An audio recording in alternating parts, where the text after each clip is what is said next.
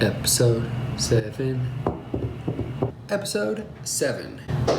Welcome back, Mark Thru listeners. We are here bringing you the introduction for Episode 7, our follow-up to College Nationals. Wrapping up the weekend, covering all the excitement that happened down in Florida.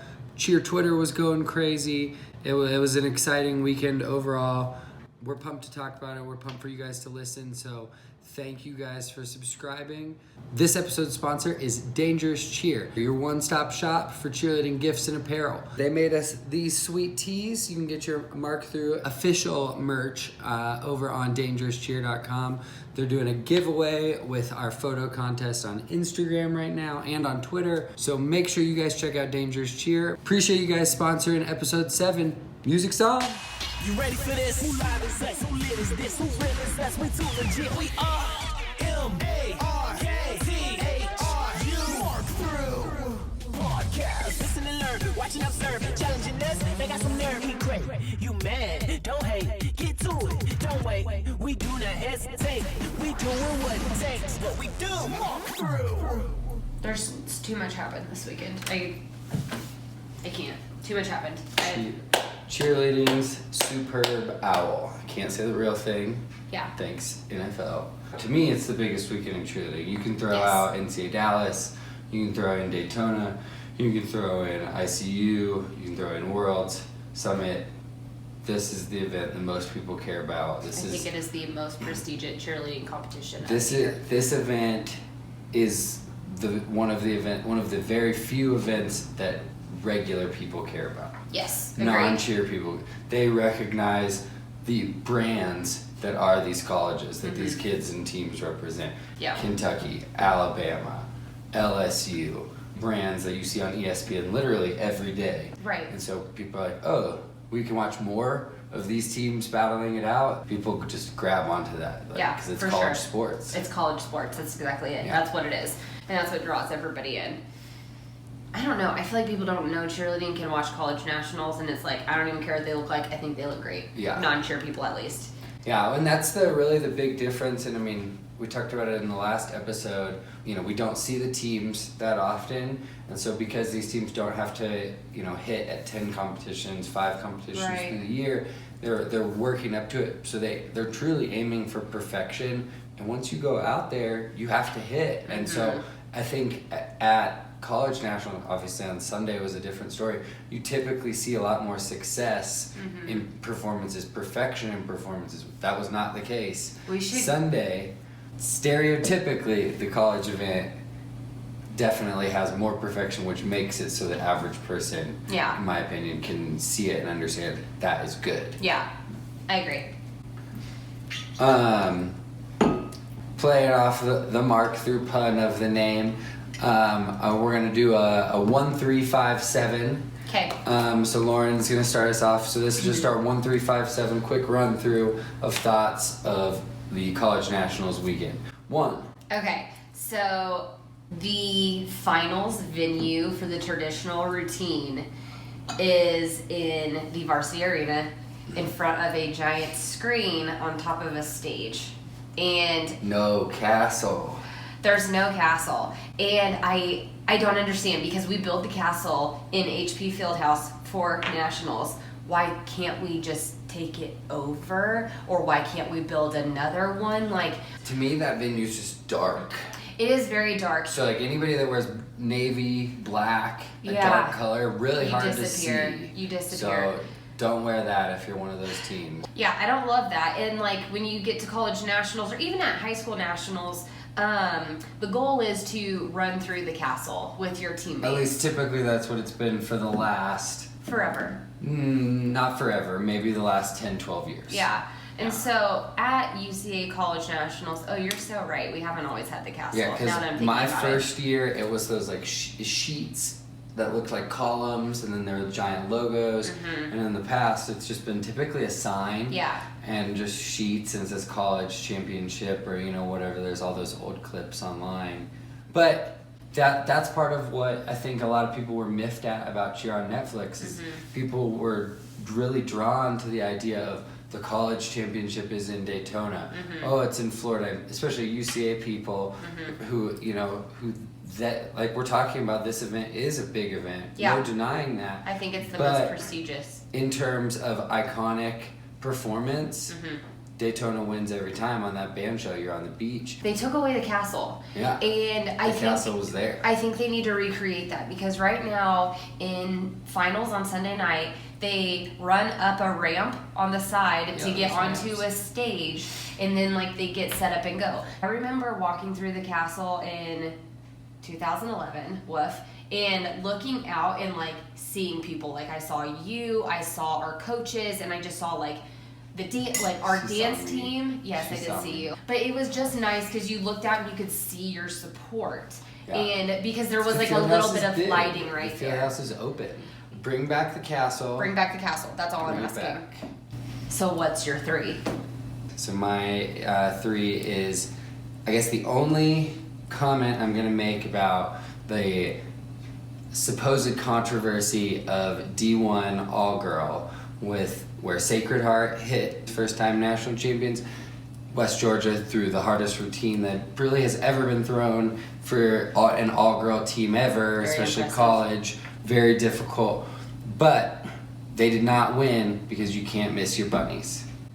Will you explain what bunnies are, Mr. Kansas basketball? So Bill Self, I'm going to have to find this clip. Bill Self has been on record saying time after time, you can't miss your bunnies. Yes. Coaches of all sports, of all types, say that about all types of activities. You can't miss your ground balls, Right. you can't miss your pop flies. Yep. You know, you can't miss your layups. So that's something that Bill Self is. You can't miss your bunnies, you can't miss your layups. Those are your easy shots. It'll cost you the game. It will cost you the game if you're missing those. Whatever it was, can't miss your bunnies. And in this case, in this unfortunate case, West Georgia dropped a shoulder sit to the ground. They did. Unfortunately, they did. And it kind of dropped bad. But you know, I watched that and I've watched it over and over again, like of what happened. I don't even think those 2 girls know what happened. Like, it looked like such a freak accident. You know these girls can do shoulder sits. 1,000%. But you could just tell that it was just one of those things that Looked like mistiming. went rogue, and unfortunately, it cost them a national championship, which is crazy. Yeah. That is devastating, and I feel bad for them. Like, happy for Sacred Heart, congratulations. But I do feel bad for University of West Georgia because their routine was insane. But yeah, you can't miss your bunnies because nobody wants to have a national champion routine that wasn't perfect. Yeah, I think UCA just wanted to make a stand on, we are not going to let you win unless you hit. Gotta hit. Back to you, your 5. My 5 is Chip for mascots. Chip from the University of Colorado won mascot. Yes. So go Chip, bringing it back to the Rocky Mountains. Love a good mascot. Sco Buffs. Sco Buffs. Let's go. So that was my 5. What is your 7? My 7 is that Taylor Easton is the bravest person I know. Taylor, I don't know how you agreed to that, but you're so brave. She ate so many Mickey ears. She and ate so many flavors. I'm pretty sure they tried to get, because you know they went through Disney to 100%. produce that, so they were like, we need all the Mickey shaped snacks for this spot, and Disney was like, of course, and they probably brought all 40 some whatever she ate. If you go to her Instagram, she posted like just a quick thing of like Instagram versus reality, and it was her being all pretty and interviewing because she does a great job with that. And then the next one was reality of her being like, oh my god, they're playing this again, and it's just me eating a bunch of Mickey Mouse ears. So it was just really cute. It was funny. She did it with poise and grace, and she did a great job because she's the bravest person I know. Yeah, that's a good 7. That's a good 7. All right, so moving on from that segment, 1, 3, 5, 7. All right, I like it. See how it lasts in future episodes. For sure. Some cheer news quickly before we dive into the meat of this episode. Do you want to start with the cheer news? Got to. So at the University of Kansas, they announced the same weekend of college nationals, that they're adding an all-girl team to the program. So in addition to their co-ed team, they're going to add an all-girl team. That's so exciting. So typically, yes, there's a large co-ed team that KU has. First time in, 80 years, it's going to be an addition of an all-girl team. So hoping they compete, and know it's never set in stone, never a guarantee for college teams. No, it's hard with college teams too because there's more hands in the pot than like a high school, because I know there's marketing gets involved, athletics is involved. I'm sure there's a lot of other things that I don't even know are involved. And I've tweeted about this before, but I mean, if you're an athletic director and you see the news of this weekend, how stupid can you get to not fund your cheer and dance teams? Agreed. Nobody cares in the public that it's not NCAA. Yeah. Like, your team, Sacred Heart University, brought home a national championship. Right. That president, that athletic director are stoked and are so surprised that they didn't believe in this before. Right. Because they're going to get funded now. Exactly. They're not, those ADs and stuff are not realizing the power of these headlines. Right. The power of the school growth that can occur. So, we've seen it grow in the last 5 years alone. We'll see how it continues to grow. But well, we just talked about in the last episode about how we feel like there's definitely more all-girl programs in the country than when even you and I were in college. Yeah. Because, you're obviously a boy, so you're going for a co-ed team. But, for me, I kind of had to learn co-ed, and I had to make sure that I could do those different types of skills. There's definitely more options for girls now. You don't have to go to college and be a co-ed tippy. No. You can go to college and be an all-girl base, and there's a lot of good options out there for you to go check out. Yeah. I'm excied for KU. I hope that this One all-girl part of that, what you're saying, part of that is the all the schools in Kansas are all girl. Yep. I mean, you and I have worked countless camps across Kansas, and maybe there's 3 boys There's a handful out of 200 campers. Yep. Now it's perfect for Kansas to add this, because it is. That's in state. It's the biggest school in the state in terms of popularity, branding, attendance, whatever you want to say. It is. We're gonna bore people to death with Kansas facts, but the state flower is the sunflower. It is really exciting for Kansas, and if I can put my opinion out there just to send good vibes into the universe, I hope that they can compete as soon as possible. I hope they're recruiting now. I hope they're finding kids I'm that sure are 1,000 girls filled out the information form. I hope so, but our kids who are super competitive out here in Colorado, they're not even going to look twice until they know that they get to compete next year. Kansas, let's go. Let's get that all-girl team. Rock chalk, baby. Rock chalk. Let's compete. Let's get it out there. We're rooting for you guys. Next. Wait, before we move on from the subject of KU cheerleading, we do have to highlight their appearance in the social media sphere earlier today, following the brawl at the Kansas versus K-State basketball game.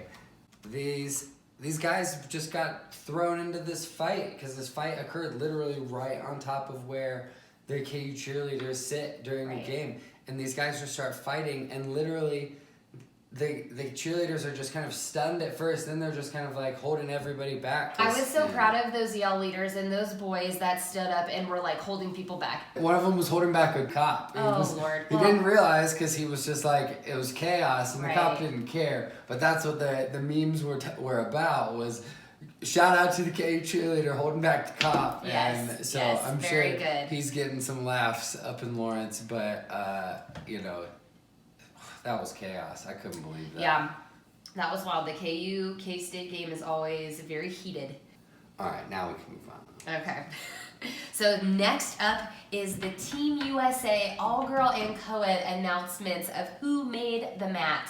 After college nationals, the next day is USA tryouts. So very exciting. Looks like a pretty good team from the maybe 6 names I recognize. Right. They always build a good routine. Always. Leroy, the coach of co-ed, and Tony, the coach of all-girl.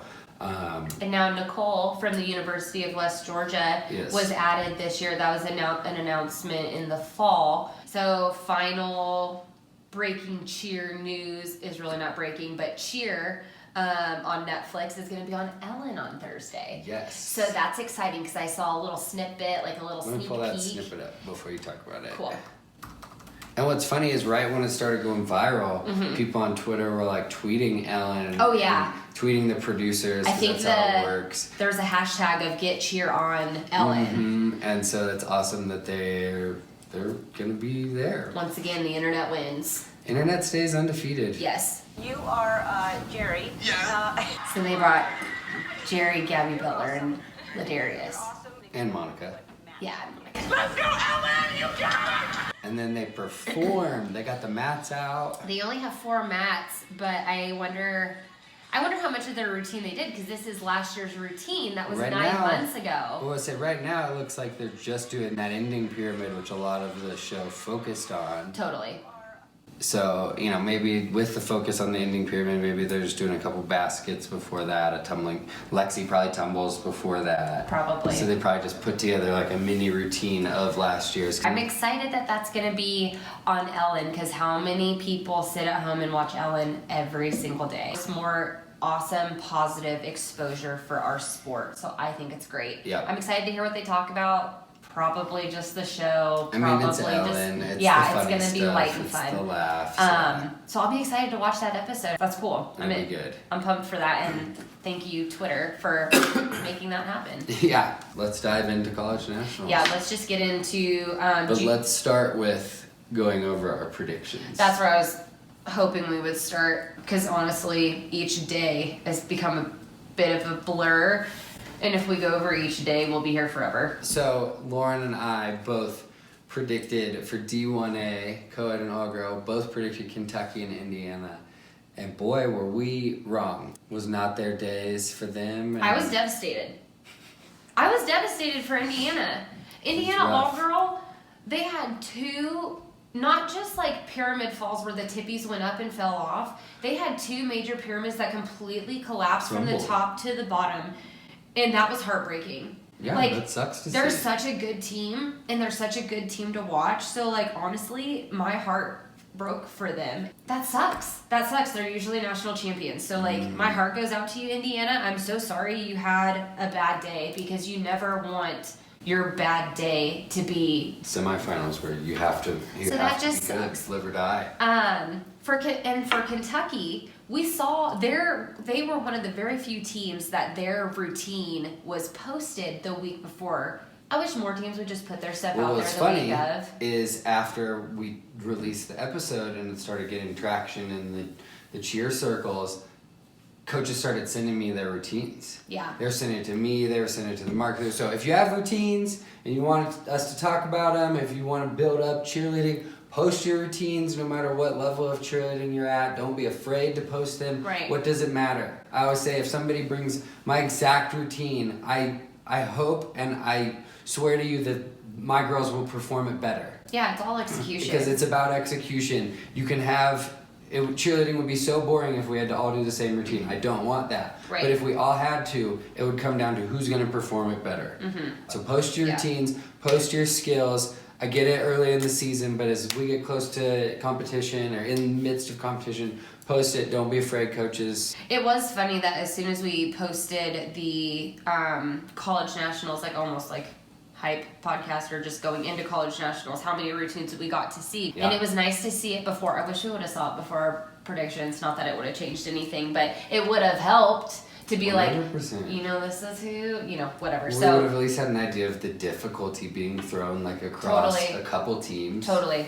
But I will say, Kentucky didn't have their performance, so we were both wrong. Yeah. But I will say, when we did talk about predictions, I said if Kentucky hits that routine, no one will beat them. Correct. They did not hit, so they were beatable. So Right. I was right in that regard, but You were. on paper, I was incorrect. So for Sunday, we went 0 for 4 in our predictions. Yeah, for those For we Sunday, sure did. yeah. 0 for We 4. sure did. But congrats to UCF. That was They the won. first time they won in 13 years. Yep. Mhm. Congrats to UCF for bringing home. I guess I didn't know it's been that long since they won, 2007. Yep. I I was there. Yeah, I was not. congrats to our good friend Ashley Draper getting her first win as a coach. Yeah, that a girl. She was on UCF and won as an athlete, so she got that win as a coach. Yes. So proud of our friend Ashley. That's awesome. Because she is also a cheer mom in the official sense of she's a cheer coach and a mom, just like Lauren, just like a bunch of our friends. I'm super proud to know all of these strong moms, these strong women. So I always have to celebrate that. Then going to our predictions from Saturday. So Okay, back up to Saturday. D1 small co-ed. There was a sniper in the building. That was a wild division. People were Just not Saturday having in success. general was wild.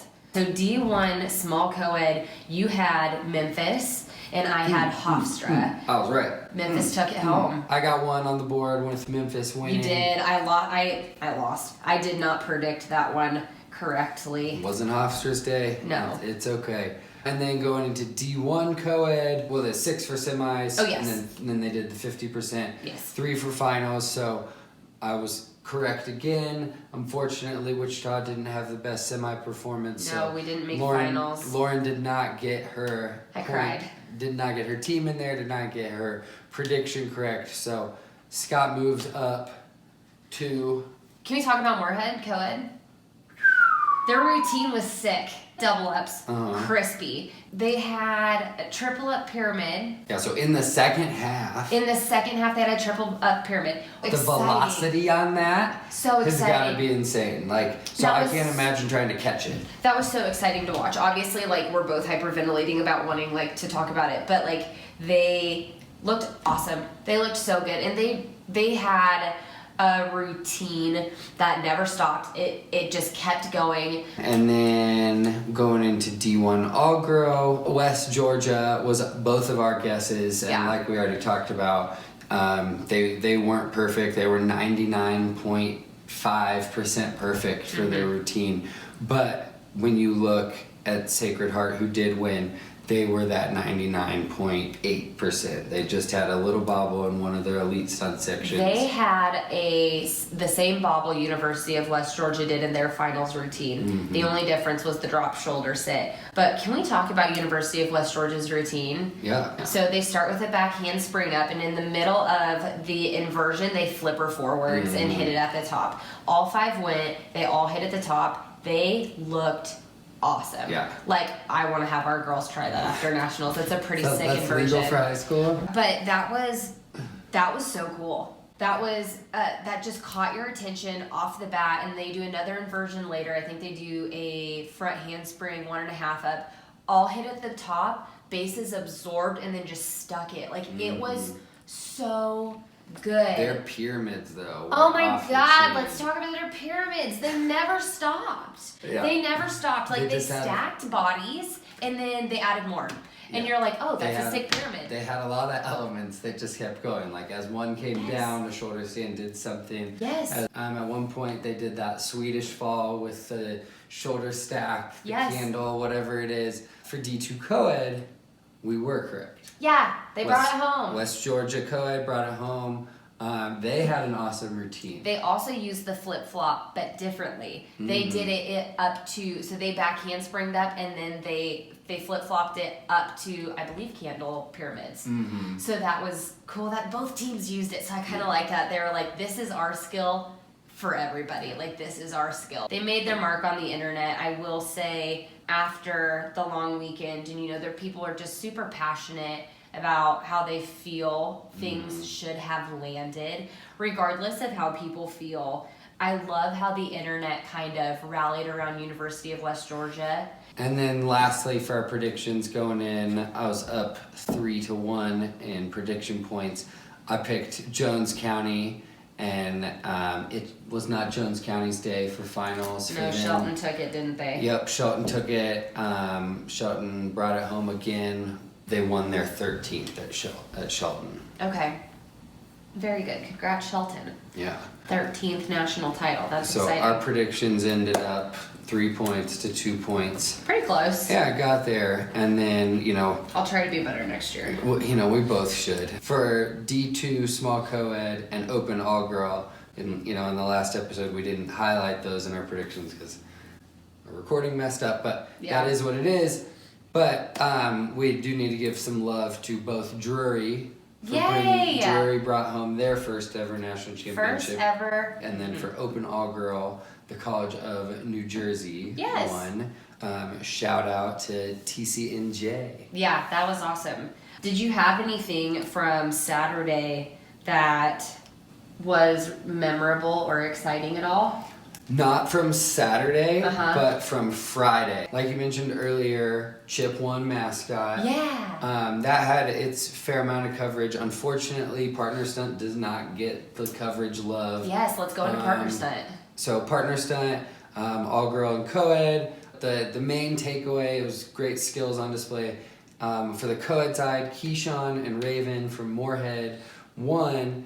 It was fantastic routine, very skilled. I don't think his feet moved more than an inch, or if at all. They looked awesome. So they were crushing it. But that video went so viral immediately. Crowd videos. On TikTok. Yes, on TikTok. I think Keyshawn's brother posted it. Awesome. The routine, and it 200,000 some likes when I saw it. On Twitter, it had like 1 million views. Kaylin from Kaylin Reacts, who's now part of the Ellen Show, he tweeted, he was like, why is cheer not in the Olympics yet? And shared their video where they just went ham with this amazing Partner Stunt routine. So I thought that was really cool because once again, cheer is dipping into that mainstream.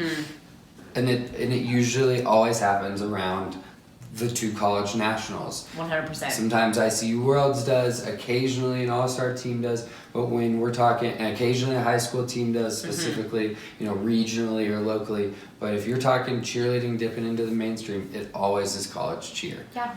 A lot of people are forgetting that is where cheer gets its growth from, and we need to feed into that, and we need to support that, and support these weekends, and hype them up, and build them up, and I think we contributed to that in a good way. We wanted to provide more cheerleading access to the world, and I think that that's part of all of our duty as cheerleaders. And we're doing it in a positive way. We are not a company bashing podcast. We are simply promoting the sport. Promotion of the sport is what we're about. That's all it is. But we saw a great reaction to it. That was my biggest takeaway, is so many people reached out and they were like... Especially the spotters in the background. Their reactions throughout were hysterical. Oh my God. That's all I watched that entire TikTok was. I was just watching the spotters in the back like, yeah! So, just active fans participating. But the reactions, though, that we saw from cheer people, they were following up with us about the predictions, about the fill in your own prediction sheet, and just saying, we loved the fact that you were treating this like a sport. We loved the fact that you guys were just excited to talk about our sport, and people were really digging into that. We got an insane amount of love.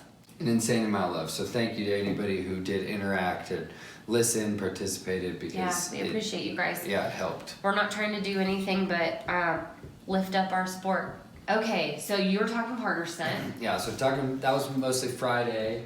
So Friday for me, I didn't have much from game day. You were a big fan of Purdue. Purdue had a good routine. Unfortunately, they weren't able to take it home. The University of Purdue. Purdue University. Purdue University looked awesome on game day. Yeah. Like, I was running through the living room, like, just kind of glancing at game day when I was doing whatever. And I looked up and watched Purdue, and I did not move. They did such a good job at game day. So they did, like, their boiler spell out. Anytime they transitioned, they, like, cartwheeled over thighs, or they, like, rolled over and starred off of somebody's back. Like, it was so fun to watch. I don't know why it didn't win. Honorable mention, Purdue. You looked awesome at game day, so good job. Nice. I liked them. They looked great. And then rolling into Saturday, the only thing, we've talked a lot about Saturday and the hype, but the only thing I'm going to say is that cheer Twitter was alive and well on Saturday, from semis through to finals, through to awards, through to Sunday. Just the rollover of the excitement from Saturday was bubbling up. Twitter was very passionate for cheerleading this weekend, and the tea was hot. We're here for cheer Twitter. Yes. You and I have always enjoyed Twitter. The Twitter tea was insane. That's what I was saying earlier, was University of West Georgia, like the entire internet was like lifting them up, like, hey, I know you didn't win, but you still had a great routine. Still, huge congratulations, and no diss to Sacred Heart, like congratulations, you are national champions. That's epic. It was cool just to see the love of them being like, University of West Georgia, you guys look so great. They have a lot of fans. They do. I'm one of them. Like that was really great. Something else from Saturday D1A co-ed from semis, Hawaii. Justice for Hawaii, because their routine was clean. They had overstretches. They had that pyramid, those pyramids that tilted to build. They built up and then they fell all the way to the side. We did the caption contest on Insta. Loved it. Yeah. Like, it was very much a little old school with a lot of new school. They were clean. They went into finals, I think, sitting in 10th. Yeah, they were in the lower half. I was devastated. Like, but they made finals, though. They made finals. Hallelujah, they made finals. But justice for Hawaii, because they should have been sitting higher, and I think that would have given them more confidence in their finals routine. Who else did I absolutely love in semis? Well, for me, the interesting fight of, not a real fight, but from Saturday to Sunday was the D1A all-girl. So OU was in the lead. We saw that we were fortunate enough to see the score sheet, so we saw that OU was in the lead going into finals. And then we watched finals, and both of us thought, both OU and Alabama had great routines. They hit hard. We were talking to several people throughout the evening about both of them. Nobody could really put a pin on it. We felt like they were both up there. I felt very passionately that OU took it home. Yeah. I thought OU won. Both of them did elite skills. I haven't gone through, and I don't know exactly, tit for tat, but they both threw hard skills. They both had solid execution. There was this perceived closeness, and then we saw the score sheet, and they weren't close at all. I know. The competition made it very clear that you're not going to win if you don't hit. 100%. So I just thought that was very interessant as far as like Sunday finals. Another little thing for Sunday finals, D1A co-ed, I felt like USF got robbed. For USF co-ed, yeah. So I'm going to stand for USF co-ed because I definitely felt like they should have placed higher. Like, we were texting some people, and by the end of D1A co-ed finals, we thought USF and we felt very passionately that they won. I do think that they should not have placed as low as they did. I think they should have been a little bit higher. Agreed. But we were fairly correct in our predictions. Ohio State was in that top 5. Kentucky, Alabama. We didn't mention UCF, unfortunately, for us, because they went out and they crushed it both days. They hit both days. Yes. And so that's why they won. I mean, they were in the lead after day 1 for co-ed, and then they took it home. I just felt like USF should have been more in the conversation of top 3. 100%. I mean, all of the finals performances were good. I was just so disappointed on Saturday, and I'm sure everybody was, at how many major drops we had. We didn't get to see CU make finals. Indiana, we didn't get to see USF all-girl make finals. When we saw their routine the week before, and they looked great. They were ready. They were clean. They were sharp. They were hitting at practices. Like, it's just, that is the heartbreak of our sport. You practice for months and months and months to go out there, and you get one chance to advance. And if you don't, it's heartbreaking. And it's like, how do you recover from that? And I think if there's anything as a high school coach we learned from UCA College Nationals, it's execution. They were giving out deductions like candy. Like, if you took 2 steps to the left in your partner stunt, like, there was no, like, good job, you fought and kept it in the air.